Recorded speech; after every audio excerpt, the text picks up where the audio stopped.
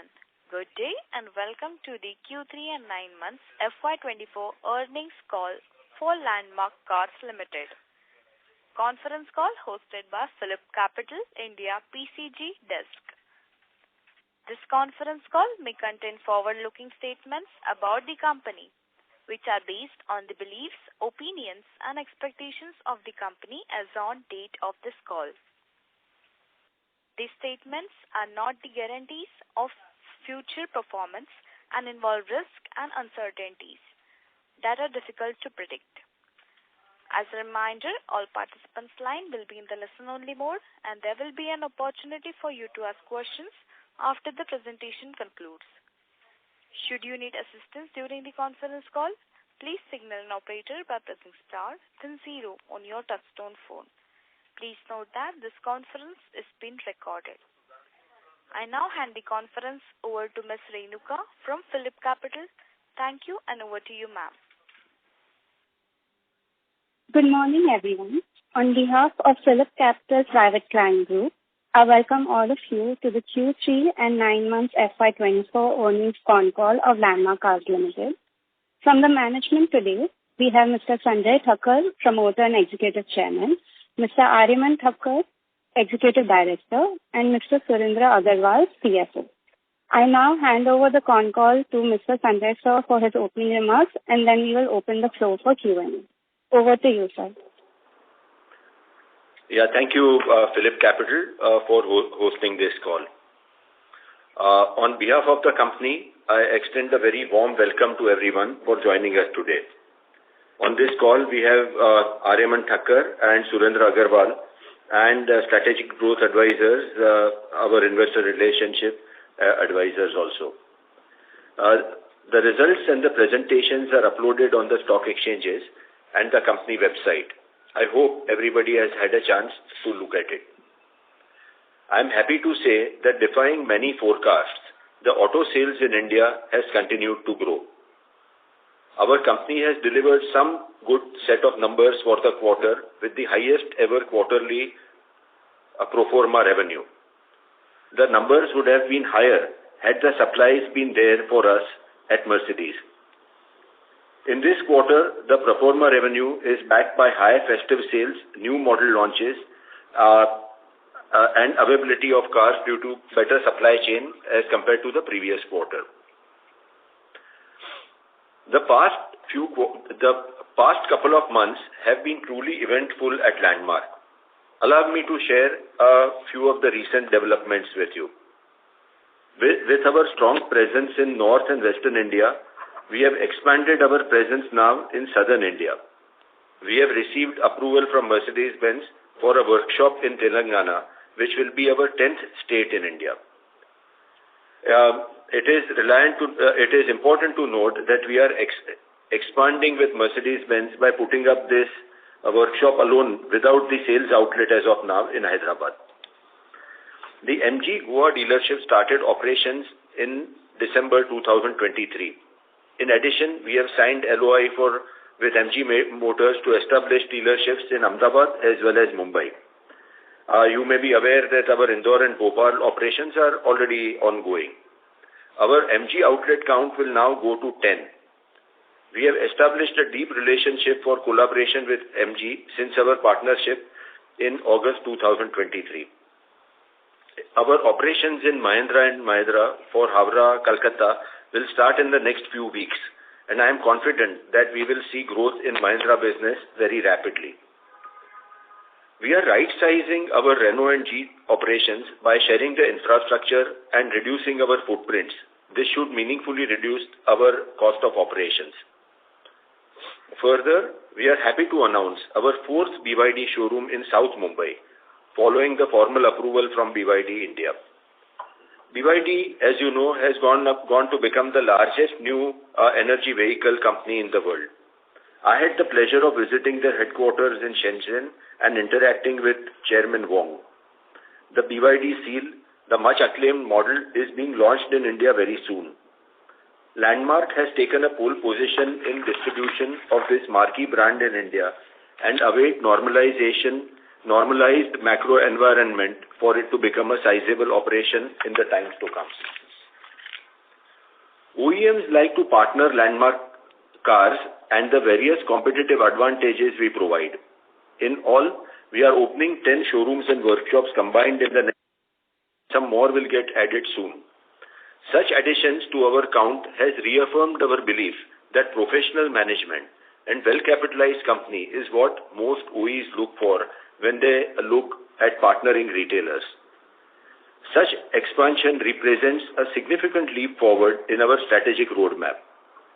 For this, we had to front-load some of our costs in this quarter, which has resulted in higher salary as well as depreciation. However, the approximate 10% increase in our outlets to our current count will not only increase our sales of new cars for the next year, but also strategically help us capture larger share of after-sales market in the long term through increase in car park. Coming to industry updates, some key pointers on the Indian auto industry are as follows. In the Indian auto industry, passenger vehicle sales remained in fast lane during calendar year 23. The contribution from sales of premium and luxury cars was significant. The trend of premiumization continues to ride sales. The average selling price of passenger vehicles has been increasing, and according to industry articles, it has seen a 50% rise in the last 5 years. The luxury car market in India is at a takeoff stage. The total market grew by approximately 20% in calendar year 23. This is significantly higher than the passenger car market. It is expected that the luxury market will continue to outpace the passenger car market for some years to come. Mercedes is celebrating its 30th year in India. We expect strong growth in Mercedes business in calendar year 24 on back of 12 new launches. The response to the newly launched GLE, the GLS, as well as the GLA is very strong. Mercedes-Benz, MG Motors and Mahindra, which I like to collectively refer to as the 3Ms, are currently the preferred choices for us. The upward trajectory for these brands is expected to persist, supported by expansion of manufacturing plant capacities and introduction of new models. I would like to add BYD also in this group. We will wait to see how fast the volume ramp up happens over here. I am positive on the growth story of Indian luxury auto industry, and be looking forward as to how various events play out in the quarters to come. The customer sentiment in India remains robust, while the auto market globally is witnessing very uncertain times. The question whether EVs will take over or whether hybrids will rule the roost is a million-dollar question. The Chinese automakers have taken a big lead in EV technology. Landmark team visited China twice in the last few months to understand the situation better. In India, the EV penetration is still quite low in passenger car, and currently it is dominated only by one player. This will surely change as more and more players enter. During such times, it is important to choose the right OE partner who to partner with. It is not only the future product pipeline that we need to study, but also the terms of trade that are being offered or over-dealerization that would impact the profitability in the long run. Cyclicality in new model launches and their success impact our operations. That is why it is good to have a diversified portfolio. Also, there is a need to take corrective action and think out of the box to mitigate the tough times when such brands are going through a rough patch. The industry has seen higher inventory level of late. We at Landmark took a conscious decision to forego a little bit of margin to reduce our debt in the last quarter. You are seeing a better number of our debt and a dip and in margin subsequently because of this. Moving to our other businesses, there was a request from investors and analyst community that we showcase our two lines of businesses, that is sales and after sales, in a more granular way.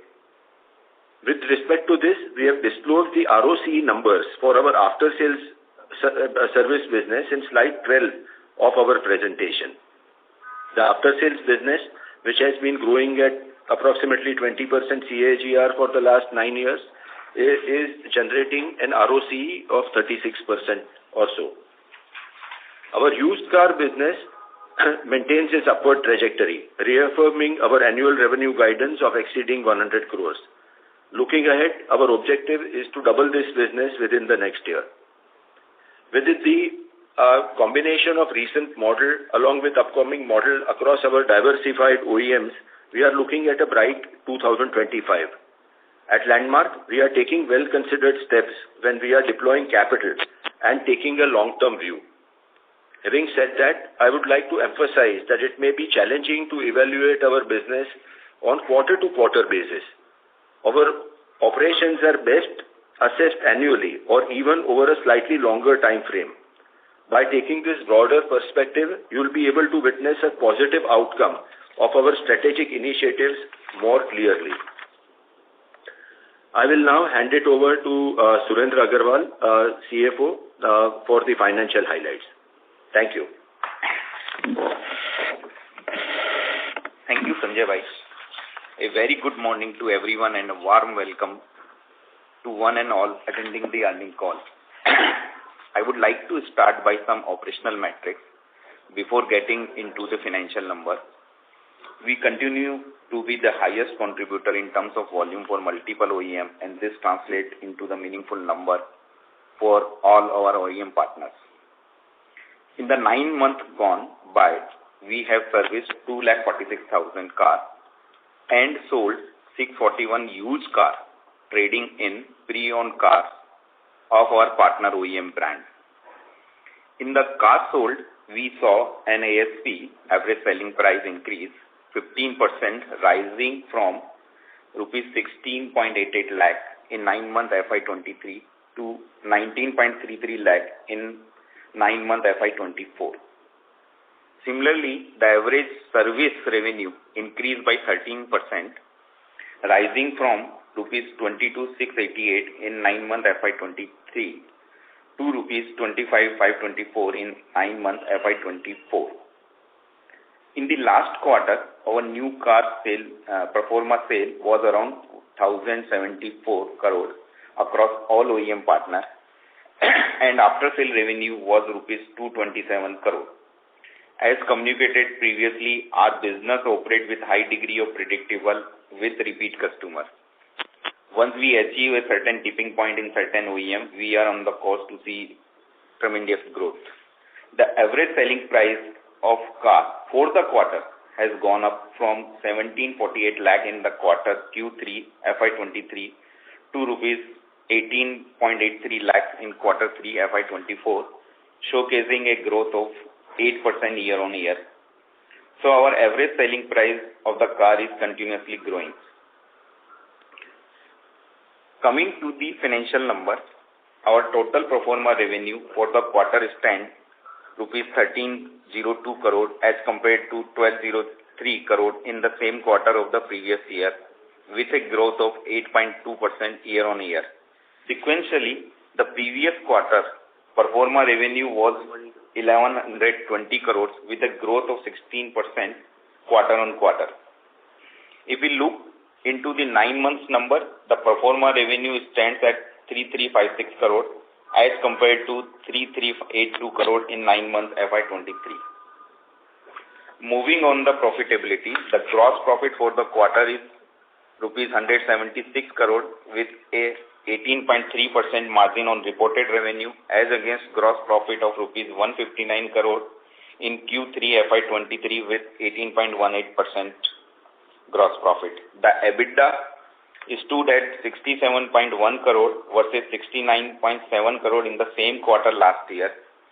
EBITDA margin clocked at in Q3 FY24 being 7% on reported revenue. Similarly, profit after tax stood 18.5 crore with 1.93% margin as compared to 25.8 crore in the same quarter last year. For 9 months FY24, our gross profit was rupees 480 crore as against 451 crore in 9 months FY23. EBITDA for 9 months FY24 stood at 171 crore compared to 186 crore in 9 months FY23. Profit after tax for 9 months stood at 46.2 crore versus rupees 60.8 crore. Cash PAT for the 9 months is rupees 87.1 crore as against 89.9 crore in the same period last year. This is clear evidence of our streamlined operation and efficient cash management. During the quarter, we are able to reduce inventory. Therefore, our debt reduced to the tune of approximately 91 crore. Let's now open the floor for Q&A.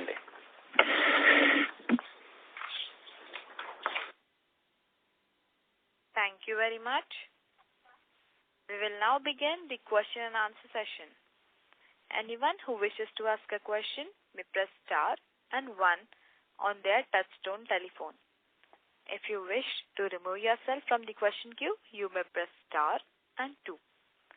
Participants are requested to use handsets while asking a question. Ladies and gentlemen, we will wait for a moment while the question queue assembles.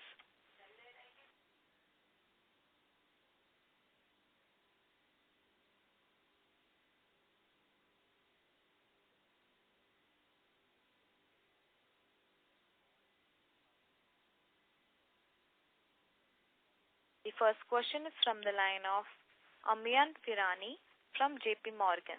Please go ahead. Yes, hi, good morning, and thanks for the opportunity. So my first question was on your BYD business.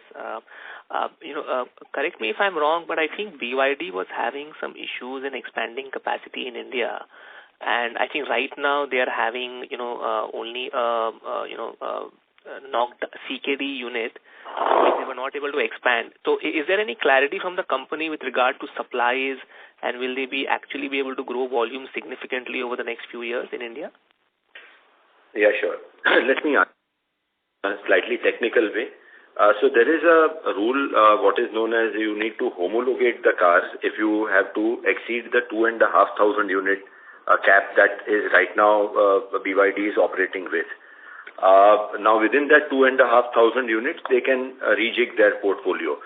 So under that, the new seal is coming in. I think the company has applied for homologating the Atto 3.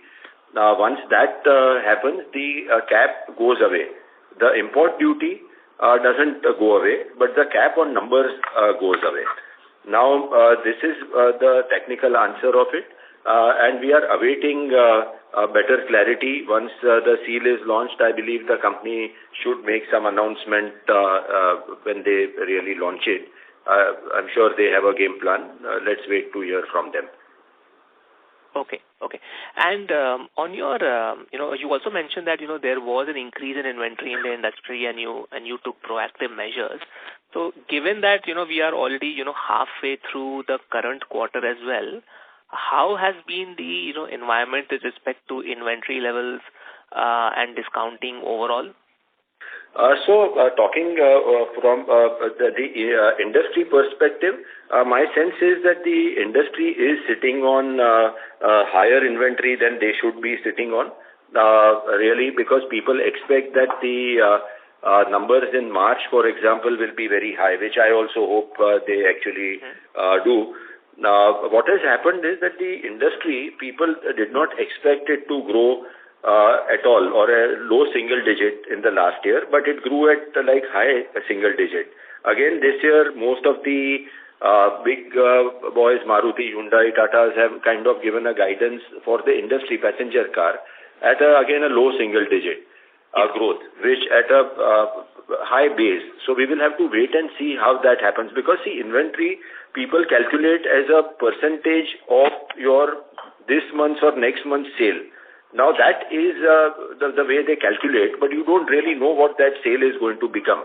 So on hindsight, it becomes high inventory or it becomes okay inventory. Understood. But sir, the brands that you have, would the situation be better than what's happening in the industry, or you think it's in line with what's happening in the industry? So in our case, what we have done, I believe that we are better off than the industry. And that is where we have given this kind of a statement saying that we have cut our inventory, where I don't think too many people will be able to say this, that they have reduced their debt or inventory. We have taken that conscious call. We have foregone some of the bonuses, incentives to achieve that thing, and I think that is the correct way to go, taking this view. So we have a kind of a lean balance sheet that way. Understood, sir. Understood. Thanks for this. I'll come back in the queue. Thank you. Yeah. Thank you very much. The next question is from the line of Pritesh Chheda from Lucky Investment. Please go ahead. Yeah, good morning, sir. Sir, we wanted to understand a little bit more on the new vehicle sales part of the business. In your 9 months where there is a decline in revenues and a higher decline in the EBITDA. So here, if you could tell, the other thing which you mentioned in the call was that the Mercedes grew and luxury market grew 20%. Our data was showing Mercedes grew about 9%. That's a major OE for you. Yet our revenues are down. So if you could give some little bit more clarity on Mercedes and the non-Mercedes OEs like Jeep and Honda. There was Honda's new vehicle which was supposed to come, which was supposed to prop up the growth. So if you could give some more granular, why we didn't grow for 9 months and why is the EBITDA so lower than the revenue growth? Sure. There were 3-4 questions within this, Pritesh. So allow me to answer one by one. Let's first look at Mercedes-Benz growth. You are absolutely right that they've grown at 9 or 10% when the industry has grown at 20%. Luxury industry has grown at 20%, which is something which has clearly happened only and only because of the supply situation. Now, the supply, it is on hindsight, it is okay to kind of comment on it, but maybe beginning of the year, the kits were not adequate number of kits were possibly ordered to get this done. My sense is that the corrective actions have been taken. Everybody is cognizant of the fact that the industry is growing at much higher number, and the brand that we represent continues to be the preferred brand. And since the availability was not there, people went to some other brands. So my personal hope is that we will see much better performance in this. The availability of vehicles will be there. You also spoke about Honda. So Honda, the new Elevate has got launched, but the launch happened where in the month of September. So the numbers, if you see the wholesale numbers of Honda, you will see that they are now outgrowing the industry because of these new car launches. From the month of October, November, you have seen, if you see the wholesale numbers which are there, which are broadly translating to retail numbers, the growth of Honda is better than the industry. So this is, but it has come not for 9 months, it has come for maybe 3 months of the year. Talking of Jeep, the numbers have clearly not been up to our expectation and what we believed. There were 2 reasons which we had enumerated earlier. I'll reaffirm that from April 2023, the petrol version of the Compass was discontinued for some reason which we have not been able to figure out, and that is where the numbers drop. There is a 4x2 diesel version of this which was to be introduced, which has got introduced, but it has not done as well as we all thought it would do. Now what we are doing, and such things happen in life, so when things don't go your way, in spite of all your best judgment, what is it that you do according to us matter. If you have 7, 8, 9 things in your portfolio, 1 or 2 will not work at some point because we are in such kind of a business. What is it that you do when such things happen in your life? So what we are doing is that we are proactively reducing our cost of operations. Pritesh, you have visited our Worli showroom, which is next to your office, I believe, for Jeep. The BYD showroom is coming. We are making half of our Jeep showroom and making it available for BYD. So this is not one. There are 2, 3 other infrastructure that we are giving up and combining with Renault, I said in my opening speech that this is what has happened, and we are reducing our cost of operations like this. So one will have to look at these new car sales numbers with this light. But over a period of time, I believe it will all even out and we will be in a good zone. So, sir, how much did Mercedes grow for us in 9 months? How much did Jeep decline for us in 9 months? And Honda performance for, because I think these are the three main OEs for us, right? So, I think the contribution, our market shares are given in the presentation that we have. And our market share remains around the same zone as what we had started. So, you will see the numbers, though we do not report brand-wise numbers as such, it will not be difficult for anybody or us to kind of look at that to find out what really has happened. I'll also like to add that MG Motors, for example, where we have taken these 4 LOIs, should add a sizable number to what we are doing immediately from where we begin. Mahindra operations is starting in the first week of March. So which is again something that we are doing to mitigate some of the brands which are not doing so well. We need to replace them, and we are replacing them proactively and very rapidly. So these 10 showrooms will start in what time frame, sir? So we have said that the Mahindra showroom will start in the next month. That's what we have said. The MG Ahmedabad operations also should start. My sense is in the next month or 2 months maximum, and the Mumbai soon thereafter. So basically all of them should start operating in maybe the next 3 to maximum 4 months time. All of them. So initially I had asked, why has the EBITDA declined more than the revenue decline? And this is my last, on the new car sales, is there So there is a front loading, Pritesh, of a lot of costs. What has happened is that we have recruited people. Our operations, some of them are already there. MG Motors, for example, our Goa operations, our Indore, Bhopal are already there. We have recruited people in Mahindra and Mahindra before our work has started. They go in for training. They are required for orientation and all that. So this is something which has already happened. We have, to a large extent, front-loaded our costs. Our salary wages bill, which has gone up by around 20%, is a combination of around 8% increase in the number of manpower that we have had to take, and around the balance is around 8-9% is an increment. Now this is the combination, and we are tracking it quite closely. And I believe that we are not amongst the highest payer in the industry, but we are the most preferred partner for the employees to be joining. Okay. Thank you very much. I'll come back if I have. Thank you very much. Ladies and gentlemen, in order to ensure that the management is able to address questions from all the participants in the conference, please limit your questions to 2 per participant. Should you have a follow-up question, we will request you to rejoin the queue. Thank you. The next question is from the line of Pranay Roop Chatterjee from Burman Capital. Please go ahead. Hi, good morning to all present. Am I audible? Yeah, Pranay, you are. Great. So my first question is with respect to your new car business and at what timing you exactly book the revenue. And the reason I ask this is I've been trying to directionally at least track the total volumes for your brands, especially basis the market share, wallet shares that you disclose.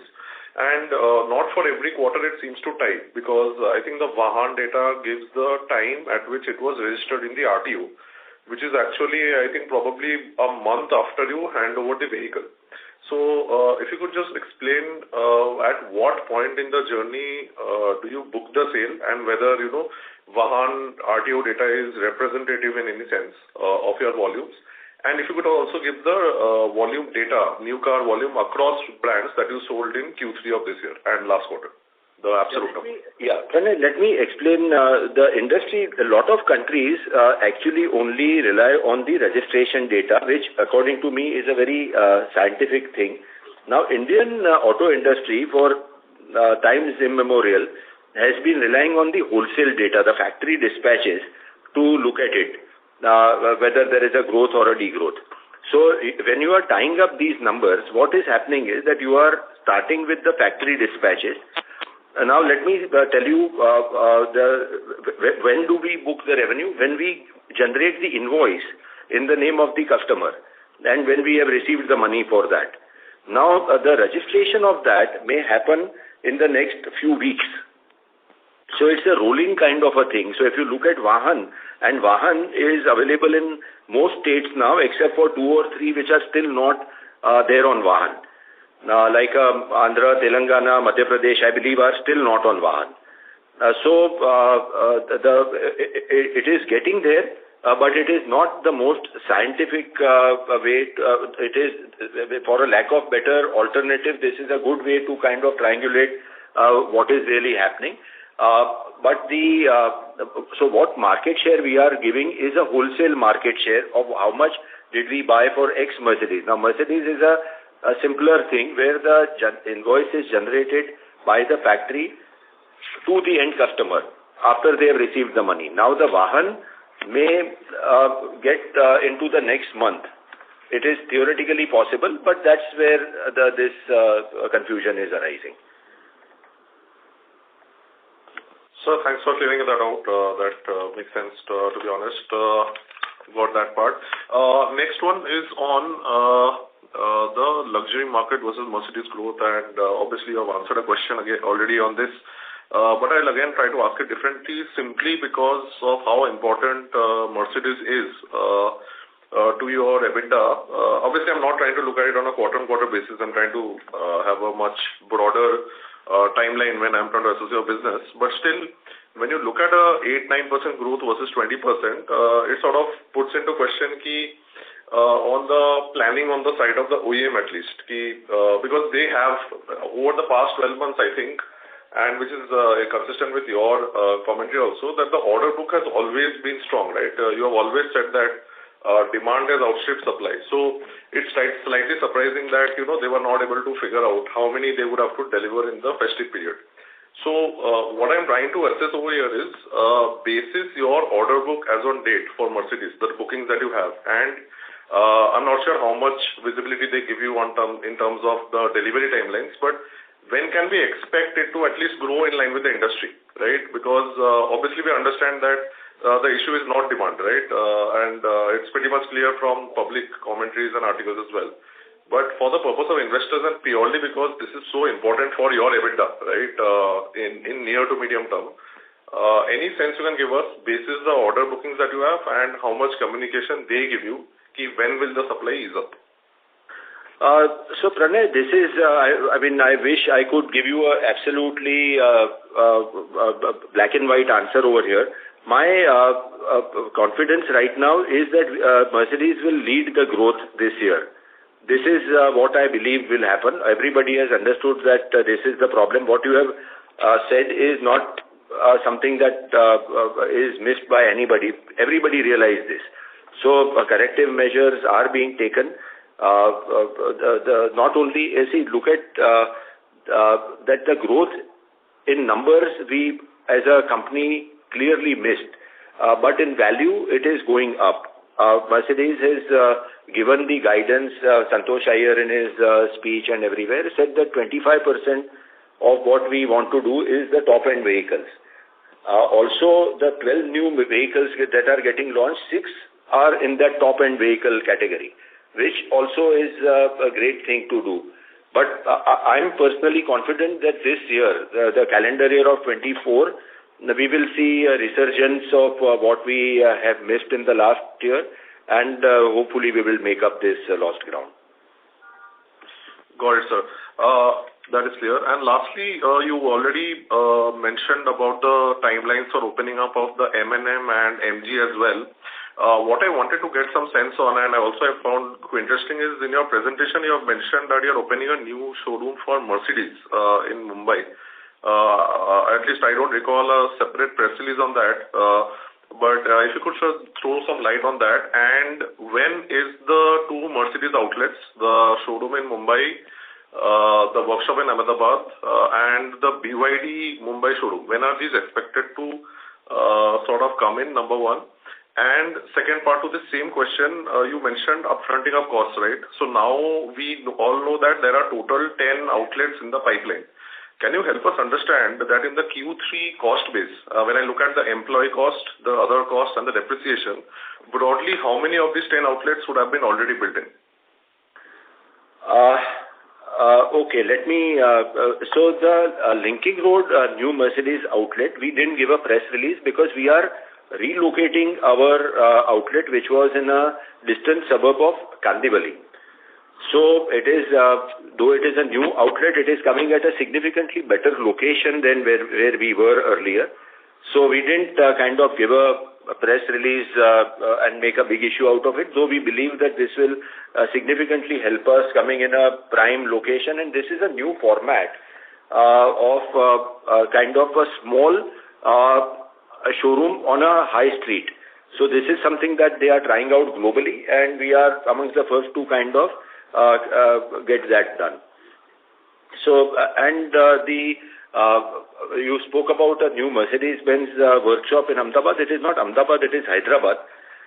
So that is something that will that should start in the first quarter or the first half of next year for sure. We'll try for the first quarter out of that. The BYD showroom, we are trying to get it done within the next, say, 45 to 60 days maximum. Starting today, we have got all the approvals and we will start the work of that. What did I miss? Upfronting of the cost, like out of the 10, how many are built in? We'll need to kind of give you more details if you are okay. We will it's difficult to just throw a number upfront. If you are okay, we will reach out to you separately and talk about it. Sure, so that works. I'll get back to you. Thank you very much. The next question is from the line of Vasudev Banerjee from ICICI Securities. Please go ahead. Yeah, thanks, Sanjay bhai. Couple of questions. One was related to the last question itself, that how much of the staff cost increase is building in those aspects which you mentioned, and how should we look at a steady-state staff cost in coming quarters as well? And second question is, as you said that used car business is now annualized 100 crore clocking. So similar to the 6% gross margin for new car sales or say 40-42% of service sales, how much is the profitability from a 100 crore basis now? And with revenue doubling in that business, will the margin remain linear or it will inch up further? So these are the two questions. Basu, on the used car business, what we are also doing is that actually we are selling more used cars than what we are reporting. And I'll tell you what is really happening. We are buying, say, from Mercedes-Benz demo cars. And demo cars are then sold as kind of sparsely used or young used cars.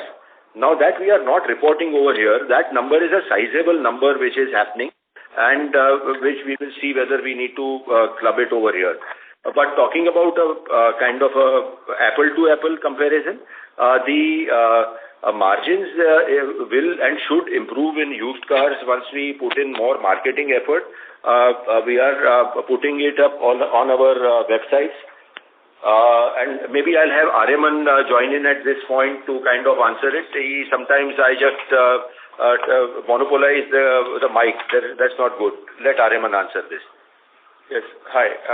So from the used car marketing effort, you will see more activity starting from this month, next month onwards, where on our newly redesigned website, we have a used car section Plus, we are going to start branding our used cars under the Landmark Select brand name, and promoting it more across our brands. So we will have a online plus offline marketing strategy to gain traction, to build traction to market these cars.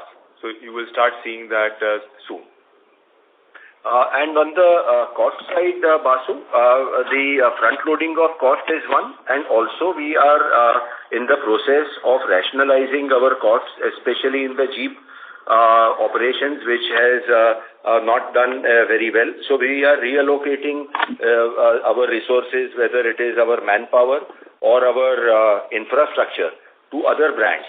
Now there is a painful task of just shutting a showroom and moving on. So it is basically we have to find the right business to kind of do in that premises, and good manpower.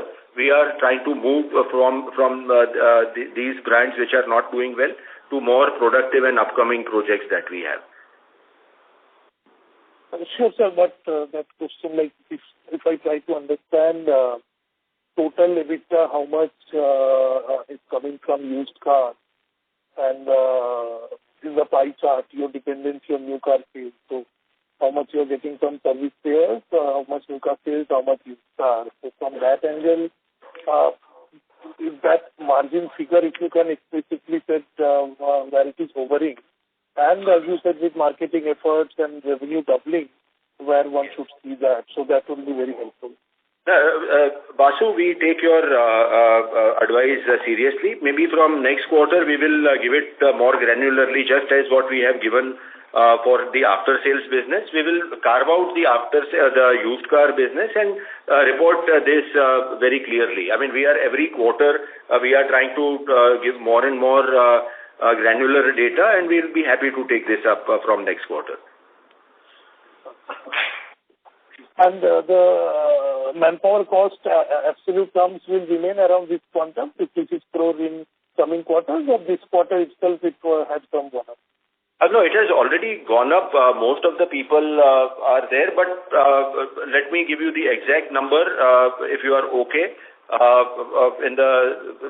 We can talk after the call, and I'll sit with Surendra and give you a more detailed thing. But most of the people for MG Motors in the locations that we have said, which are operational but not fully firing, are there. Mahindra people are there. We will need to recruit some people, but we are moving also some people from Jeep. So it will have to be collated in one place and give you a more scientific answer. So broadly, it would be right to think that a big part of the forthcoming Mahindra or MG new outlet manpower costs are coming into the P&L already, and the revenue will start coming in going ahead, so the manpower cost will not increase substantially.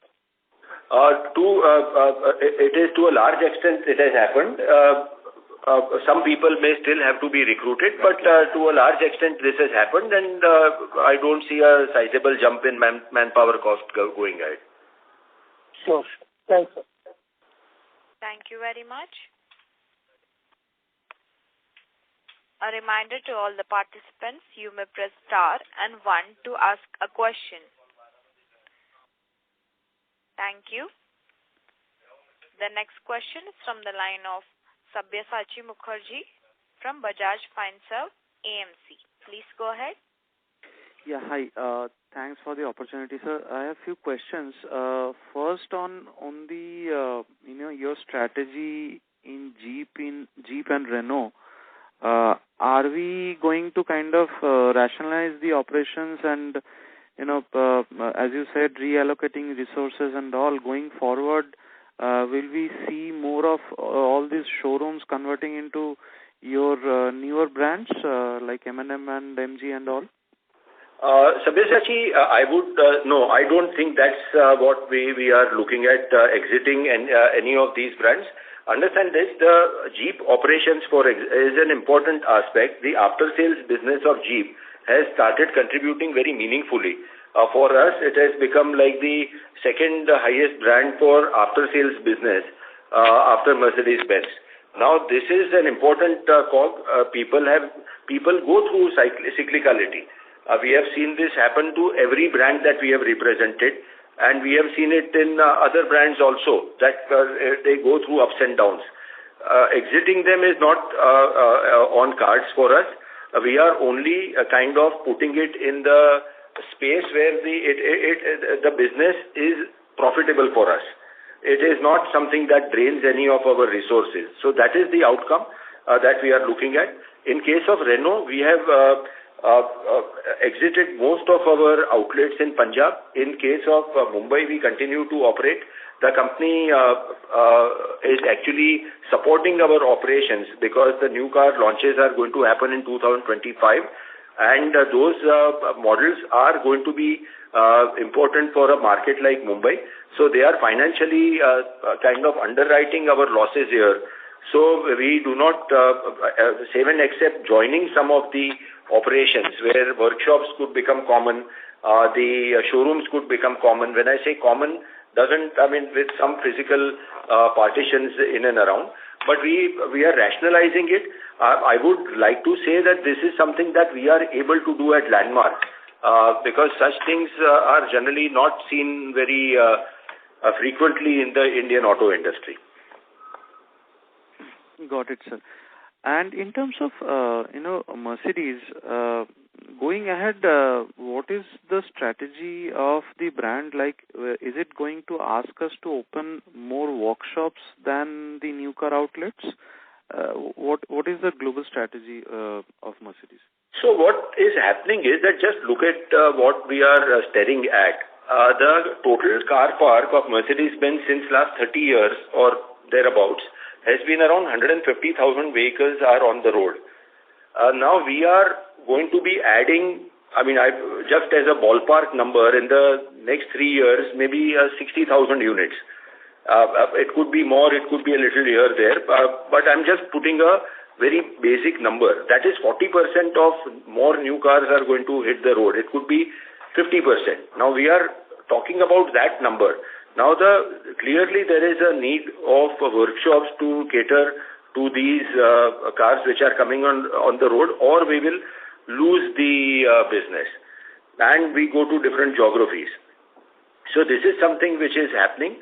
The showrooms, I think globally they are not looking at opening many more showrooms to basically look at sales, because the same store growth has to happen. The cities which are unrepresented, that need to be catered to. But I don't think we are, as a company, is looking at opening many more showrooms. And that's where I said that when we are opening at Linking Road, we are going to be shutting that one in, say, Kandivali. It's just going to a better place. Just a follow-up to, so does that mean, because I presume the workshop business in terms of margins and ROC are far better than your new car sales. Does it improve your overall profitability and ROCs also with Merck? If we are able to get much more business over there over a period of time, it should improve. Got it. And last question, in terms of, let's say, if I look at some of the new age cars, electric cars like Tesla, they are not going through the dealership route in the US. What's your take on that in terms of having no dealerships, opening their own experience centers, and how is that model going to evolve? Is it something that these guys like Merck and all will get into? Zero chance. It is absolutely not going to happen. In fact, they have put their own retail, which they had in Germany, up for sale. So if we so want, we can bid for it. And not that we are going to. I'm just giving you an example. So Mercedes or no other OE that I am in touch with is interested in getting into this business of own retail. Okay. Thanks. That's all from my side, and all the best. Yeah. Thank you very much. The next question is from the line of Lokesh Manik from Valium Capital. Please go ahead. Yes, good morning to the team. Am I audible? Yes, you are, Lokesh. Great. Just a couple of questions. One is on the new car sales to service ratio. This has come down from 17 to 15. So going forward, in your experience, what is the sustainable ratio according to you, and what is the ratio required to break even for a new outlet or a service center that you open up? That is one. Second is, under the new agency model of Mercedes, the incremental incentives that we used to earn, which were target-based, are they still there or they have gone away under this model? Those are my two questions. Yeah, I'll answer your second question because your first question I have not exactly understood. So the second question is that we continue to earn monthly, quarterly incentives based on targets, our market share and customer satisfaction, and there are several parameters. So that has not changed. What was your first question? The ratio of sales versus after sales? So you were selling 100 cars and you were servicing 1,500, 1,700 cars. That was the ratio, 1:15. It was earlier 1:17, that is one new car, and you were servicing 17 cars. That came down from 17 to 15. So you were selling one car and you were servicing 15 cars. Lokesh wouldn't look at that ratio. We internally don't look at that ratio as such. Some people talk about it, but if you sell more cars, they will come to you for service in the years to come. And the number of cars that you will service is such a predictable number that we are, that with a reasonable amount of certainty, I can tell you that in the month of February 25, how many cars I'm likely to service. So that is a number based on what you have sold and what number of car park is on the road. So if you sell more, it will come back later. So, but it's not a very important ratio if you ask me. My question is actually because you had mentioned earlier in our last meeting at the Investor Day that car park is a criteria that you look at when you are entering a new location. Yes. So I was just trying to understand, is this ratio that you look at when you are entering? So my question was based on that actually. No, Lokesh, I understand. What we are looking at is that the car park in a location. For example, if we are entering, say, Howrah or Calcutta, Mahindra & Mahindra already has a car park. So day one, I will start getting my workshops kind of filled up. I don't need to sell to wait and have that car come back to me after 6 months. That was the point we were trying to make. So when we make a business case in, say, MG Motors in Mumbai or Ahmedabad, we already know that how many cars are there on the roads and what market share of service we need to take. That was the limited point. Great. So my last question is on the car care product, if you can just give an update, how is that progressing? And how are you seeing the pickup in new cars versus pre-owned cars? Are you offering car care products in pre-owned cars as well? That's it from my side. Yeah, so we are doing pretty well in the car care products that we have said we will do. We will, over a period of next year, we will also look to open some kind of franchise outlets to distribute these products. We haven't kind of given a more color to it at this stage. Once the plan is there, maybe next quarter, we will lay out the plan for growing that business meaningfully. Okay. But you're offering this in pre-owned cars as well, commercially? Sorry? You're offering car care products for the pre-owned car business also? Absolutely. Everywhere. Every touch point. Okay. That's it from my side. Thank you so much. Yeah. Thank you very much. The next question is from the line of Deepak Lalwani from Unifi Capital. Please go ahead. Hi, sir. Thank you for the opportunity. Sir, just wanted to check with you on the break-even status of our new stores which we've opened in Indore, Bhopal and Goa for our MG outlets. And also if you could just explain, going forward as you're going to be opening 10 more stores, so, what is the break-even, how many months does it take for you to break even in those stores? Deepak, though we don't give out brand-wise data, I can say that the breaking even of MG stores in Indore and Bhopal has already happened. Goa it's like a month only, so it's a smallish operation. Let's not go there. What we actually, when we are going in with existing brands or which are already it's not a completely new brand and with not too much of after-sales revenue. The focus is to make it profitable in the first 3-4 months of operation. We don't really need to wait for a very long time, and I'm hoping that whatever that we set up happens at best in the first 6 months of operation, if not 3-4. Sure, got it. And sir, whenever we have spoken about Mercedes in the past, the supply challenges still remain. So, can you throw some light as to do you see things improving from January onwards, or will it still take time for things to improve?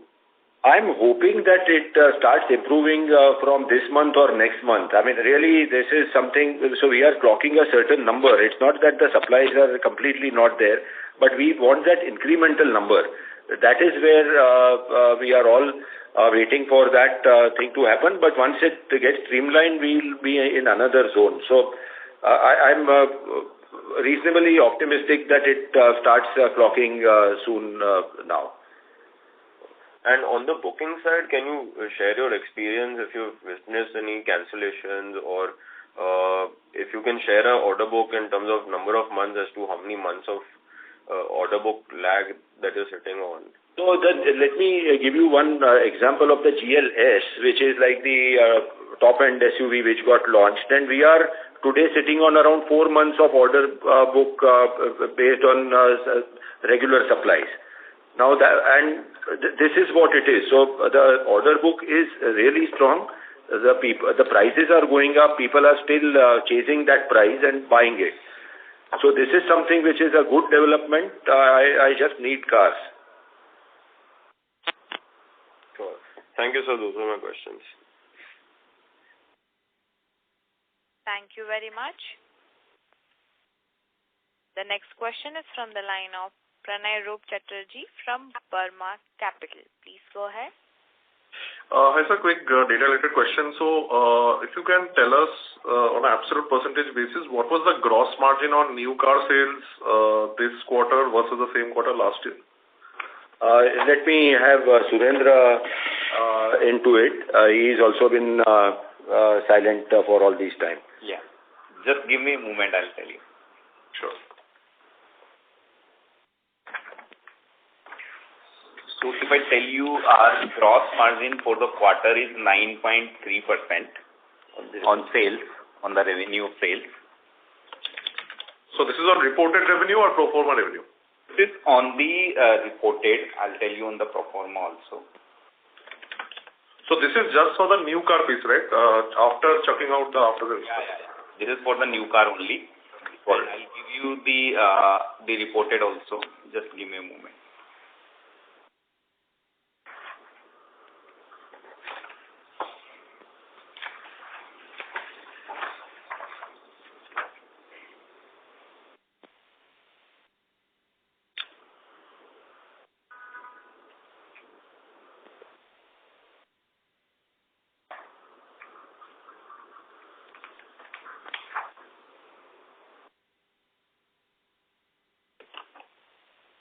So it's a 6.34% on reported margin. Hello? So 6.34% new car gross margin on pro forma in Q3 FY24. Yeah, and I'll give you the Q3 last year also. Yes, thank you.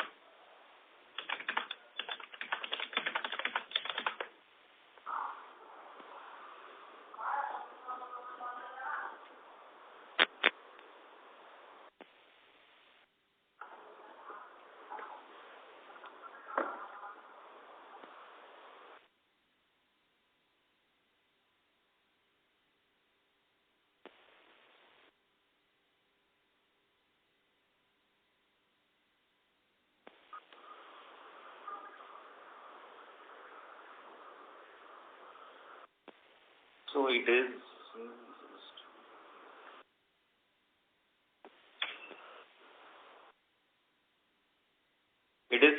6.8%. Understood.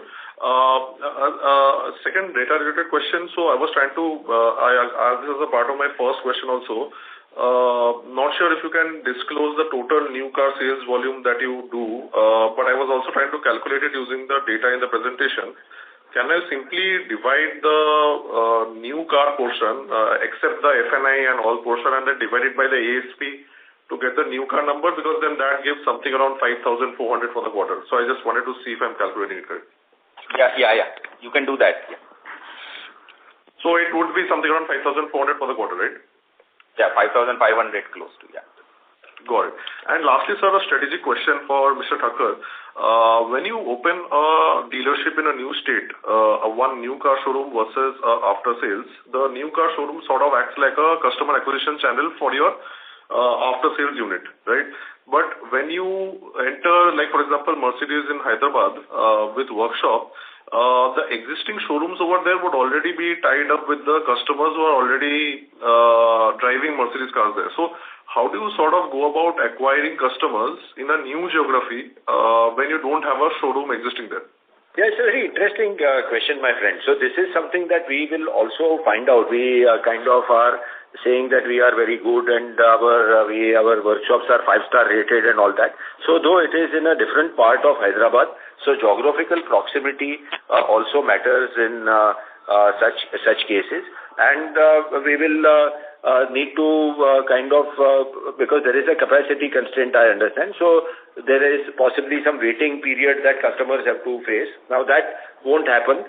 So this is a new concept that is happening. It is a high ROC business. It's a good thing. We actually are all sales guys. Let's see how we sell our workshop to the guys in Hyderabad. It should be interesting and fun. Oh, got it, sir. Thanks a lot for answering my questions. Thank you. Thank you very much. In the interest of time, that will be the last question. I will now like to hand the conference over to management for closing comments. Yeah, so we have already overshot the time, but thank you all. Actually, these calls are also a learning for a lot of us. I also encourage our senior management to join these calls so we understand what do investors look for, what do they look at, what are the things that we need improvement for. And I'm sure as time goes by, we will give more and more details, more disclosures, more granular detail, and we will have the tailwinds of Indian economy help us in achieving newer heights. Thank you. Thank you. On behalf of Phillip Capital India Private Limited, that concludes this conference. Thank you for joining us, and you may now disconnect your lines. Thank you.